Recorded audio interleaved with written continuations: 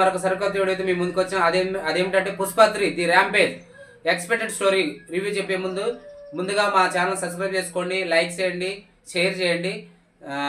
Please subscribe మీ. ఎందుకంటే ఇంత స్లోగా చెప్తానంటే ఎవరు సబ్స్క్రైబ్ చేసుకోవట్లేదు, పాజిటివ్గా వెళ్తుంటే అందుకే స్లోగా చెప్తున్నాను. పుష్ప 2 వచ్చేసి మనకి ఎక్కడైంది, ముందుగా Pushpa 3 the rampage expected story చెప్పే ముందు పుష్ప 2 ఎక్కడ ఏంటంటే పుష్ప చాలా సంతోషంతో తన ఇంటి పేరు దక్కిందని చాలా సంతోషంతో తన అన్నబిడ్డ మ్యారేజ్ ఫంక్షన్లో ఫ్యామిలీ మొత్తం కలిసిపోయి ఒక సెలబ్రేషన్ చేసుకుంటుంటే ఒక 2 బాంబులు, మానవ బాంబులు, ఒకటి పుష్ప ఉన్న ఫ్యామిలీ దగ్గరికి, అలాగే సెంట్రల్ మినిస్టర్ ఉన్న ఫ్యామిలీ దగ్గరికి, సెంట్రల్ మినిస్టర్ కార్యాలయానికి వెళ్తుంది అనమాట. అయితే ఆ బాంబుని పేల్చడానికి రిమోట్ కంట్రోల్ ఎవరి దగ్గర ఉందంటే షెకావత్ సగం కాలిన చేతితో షెకావత్ బాంబు కాలుస్తాడని అనిపిస్తుంది. మరి ఆ బాంబు పుష్ప ఉన్న ఫ్యామిలీ దగ్గర పేలిందా లేదంటే సెంట్రల్ మినిస్టర్ కార్యాలయంలో పేలిందా అనేది ఒక సస్పెన్స్ అనమాట. ఫ్యామిలీ దగ్గరే పేలిందని నా ఆలోచన అనమాట. అయితే పుష్ప 3 ది ర్యాంపేజ్ స్టోరీ ఏంటంటే పుష్ప 3లో ఖచ్చితంగా మంగళసీను, సెంట్రల్ మినిస్టరు, అలాగే బనవర్సి చీఫ్ మినిస్టరు జాలిరెడ్డి వీళ్ళందరూ ఒకటవుతారు. ఒకటే పుష్పరాజుని ఖచ్చితంగా దెబ్బతీయాలని అనుకుంటారు. ఎందుకంటే ఆర్థికంగా మనల్ని దాటిపోతాడు, సీఎంనే మార్చిండు కాబట్టి వీళ్ళందరూ కలిసిపోయి తనని ఆర్థికంగా మళ్ళీ ఎక్కడి నుంచి వచ్చాడో మళ్ళీ కూలోడుగానే చూడాలని, పుష్పను కూలోడుగా చూడాలని వీళ్ళందరూ ఒక టార్గెట్ పెట్టుకుంటారు. అయితే షెకావత్ తిరిగి వచ్చిన షెకావత్ పుష్ప 1 ది రైజ్లో బట్టలు ఇప్పదీసినందుకు పక్కన పెంచుకుంటాడు.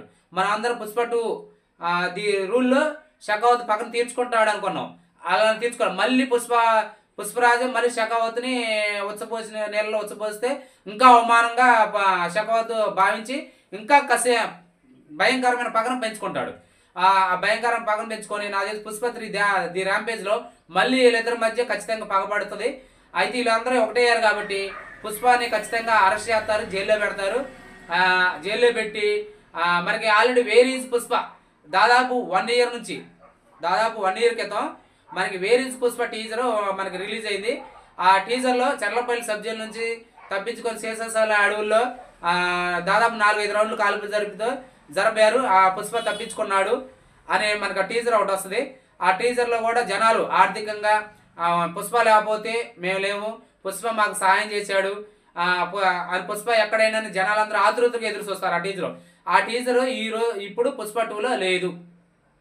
అది ఎక్కడ ఉంటుంది, పుష్ప 3 ది ర్యాంపేజ్లో వస్తుంది ఖచ్చితంగా. ఎందుకంటే చాలామంది సుకుమారు ఏమన్నాడంటే పుష్ప 1 ది రైజ్ తీసేటప్పుడు ఎర్రచందన స్మగ్లర్ని ఏ విధంగా చూపించాడు, దొంగతనం ఎలా చేయాలి, దొంగతనం చేసి పోలీసుల నుంచి ఎలా తప్పించుకోవాలి అని ఇదే సమాజానికి మీరు ఇచ్చే మెసేజ్ అని చాలామంది బడా వాళ్ళు కామెంట్లు పెట్టారు. మరి దాంతో పుష్ప ది ర్యాంపేజ్లో ఖచ్చితంగా దానికి ఫుల్ స్టాప్ పెడతారు మనకి సుకుమార్. ఎందుకంటే తను సంపాదించిన ధనాన్ని లేని వాళ్ళకి సాయం చేయటం, తర్వాత ఆ ఆపదలో ఉన్న వాళ్ళని ఆదుకోవటం అనేది మనకి మళ్ళీ పుష్ప ది ర్యాంపేజ్లో ఖచ్చితంగా చూడబోతున్నాం. పాయింట్ ఏంటంటే మనకు పుష్ప 3 ది ర్యాంపేజ్లో ఒక యువ కథానాయకుడు ఉంటాడని మనకి మెయిన్ విలన్గా ఉండబోతున్నాడని మనకు చెప్పారు. మరి ఆ మెయిన్ విలన్ అనేది ఎవరంటే నాకు తెలిసి అతను ఇంటర్నేషనల్ స్మగ్లర్ అయి ఉండవచ్చు. ఇంటర్నేషనల్ అంటే మనకి ఈ సినిమా చూసేటప్పుడు మనకి ఆల్రెడీ అంటే ఈ సినిమాలో మెయిన్ విలన్లందరూ పేరుకుండా పోతున్నారు. అయితే ఇంకా బడా షేడ్ అనేది ఎవరో తెలియలేదు అనమాట. అంటే మనకి ఇంట్రడక్షన్ పుష్ప 2 ఇంట్రడక్షన్లో జపాన్లో ఒక ఫైట్ ఉందన్నమాట. అదేంది, నేను కంటైనర్లో 30 రోజులు జాక్కున్నాను, నేను లాంగ్వేజ్ కూడా నేర్చుకున్నాను, నా సరుకు ఎక్కడి నుంచి వెళ్తుంది, ఎక్కడికి వెళ్తుంది, వాన్నే దెబ్బతీయాలని నేను వచ్చాను. అక్కడ డైలాగ్ కూడా మనకి అల్లు అర్జున్తో ఆ డైలాగ్ కూడా చెప్పేస్తారు. ఏమని, నేనేరా మీకు బాసు, మీ బాస్ ఎవరు లేరు, మీకేనా బాస్ నేనే, నీ తండ్రికి బాస్ నేనే, నీ తమ్ముడికి బాస్ నేనే అని ఒక డైలాగ్ చెప్పేస్తాడు. అంటే ఏంది, తన సరుకు మెయిన్ ఎక్కడి నుంచి వస్తుంది, ఎక్కడ కొంటున్నారు, సరుకు ఎక్కడ కొంటున్నారు, ఆన్నే దెబ్బతీయాలి, నేనే ఇంటర్నేషనల్గా ఎదగాలి అనే కాన్సెప్ట్తో పుష్ప 3 ది ర్యాంపేజ్ ఉంటుంది. అతను మెయిన్ ఎలా ఉండొచ్చు నాకు తెలిసి. ఇది పుష్ప ది ర్యాంపేజ్. అయితే పుష్ప ది ర్యాంపేజ్లో ఖచ్చితంగా పుష్పరాజుని ఒక ఆట ఆడుకుంటారు.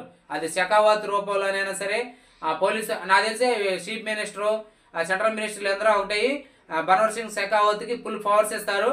అతను కనుక పుష్పని ఖచ్చితంగా అరెస్ట్ చేసి చల్లపల్లి జైల్లో కానీ ఖచ్చితంగా షూట్లు కాల్పులు కూడా జరుపుతారు. అక్కడ ముగిస్తాడు, అక్కడే మనకి పారిపోతాడు. మీరు గమనించారో లేదో,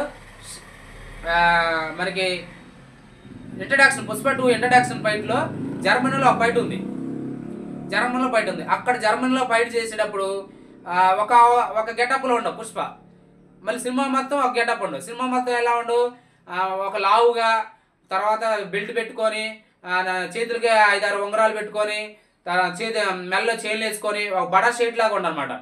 అదే జర్మనీ ఫైట్లో ఏ విధంగా ఉండవు, ఇది వేరీస్ పుష్ప టీజర్ ఉంది అలా ఉండనమాట ఆ గెటప్లో. అంటే నాకు తెలిసి పుష్ప 2లో మనం ఏదైతే అల్లు అర్జున్ చేత మిస్ అయ్యామో, అంటే చేజింగ్ సీన్లు కానీ ఎటువంటి చేపీలేదన్నమాట.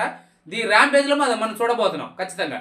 మళ్ళీ ఆ గెటప్ నాకు తెలిసి ఆ కళ కాదు, అది మనందరం కళ అనుకుంటున్నాం. నీళ్ళలో కాల్పులు జర్మనీ వాళ్ళు నీళ్ళలో కాల్పులు జరిపితే నీళ్ళలో పడిపోతాడు. ఆ సీన్ మనకి పుష్ప ది ర్యాంపేజ్లో వస్తుంది మళ్ళీ. ఎందుకంటే మన జనాలనే ఒక విధంగా మళ్ళీ ఆలోచించాలనే ఉద్దేశంతో ఆ విధంగా మళ్ళీ పెడతాడు అనమాట. ది ర్యాంపేజ్లో మళ్ళీ ఆ సీన్ వస్తుంది, మనం చూడాలి మరి ఖచ్చితంగా. పుష్పతి ది ర్యాంపేజ్లో అతన్ని ఒక నాయకుడిగా ప్రజల కోసం పోరాడాలుగా చూపించబోతున్నారు. అయితే పుష్పతి ర్యాంపేజ్లో ఖచ్చితంగా ఏముండబోతుందంటే శ్రీవల్లి పుష్పరాజుని ఖచ్చితంగా ఆర్థికంగా దెబ్బతీస్తారు. ఒక ఆట ఆడుకుంటారు చెడుగురు, అది ఫస్ట్ హాఫ్ వరకు ఆడుకుంటారు. ఎందుకంటే నాకు తెలిసినంత వరకు అయితే శ్రీవల్లి యొక్క అంటే పుష్పరాజు యొక్క ఫ్యామిలీ అంటే భార్య చనిపోతుందని ఆలోచన. ఎందుకంటే ఇప్పుడు బాంబు వెళ్ళిందిగా, ఆ బాంబులో ఖచ్చితంగా ఒక ఫ్యామిలీ మెంబర్స్లో ఖచ్చితంగా ఒకరు కోల్పోతారు. అది పుష్పరాజుకి నాకు తెలిసి భార్య ఉండొచ్చు, ఎందుకంటే తను గాఢంగా ప్రేమించే భార్య కాబట్టి ఖచ్చితంగా ఆమె చనిపోవచ్చు. మరి ఆ చనిపోయిన తర్వాత మరి బిడ్డను కానీ చనిపోయిద్దా అదే లేదా అప్పుడు అనేది చూడాలి. అయితే అతను బలంగా దెబ్బతీయటం వల్ల పుష్పరాజు మరీ కసితో ఇంకా వాళ్ళని టార్గెట్ చేస్తూ ఉంటాడు.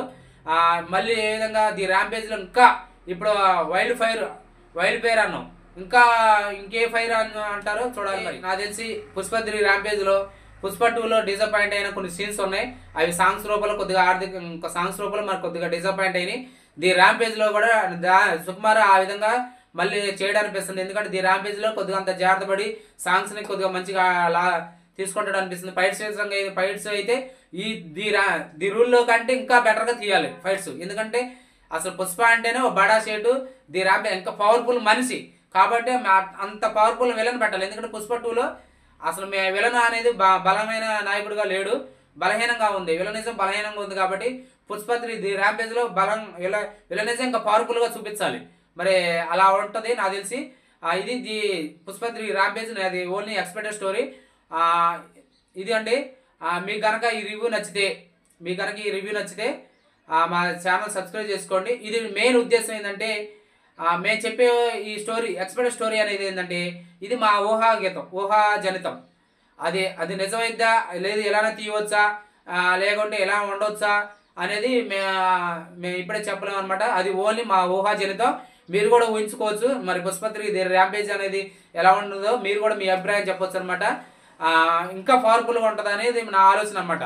కాకపోతే ఇక్కడ పార్ట్ 2లో ఎండైన అంశాలన్నీ పార్ట్ 3లో ఉంటాయి. ఓకేనా, ఇది మా ఎక్స్పెక్టెడ్ స్టోరీ మాత్రమే. మీకు కనుక ఈ రివ్యూ నచ్చితే కామెంట్ చేయండి, లైక్ చేయండి, మా ఛానల్ సబ్స్క్రైబ్ చేసుకోండి.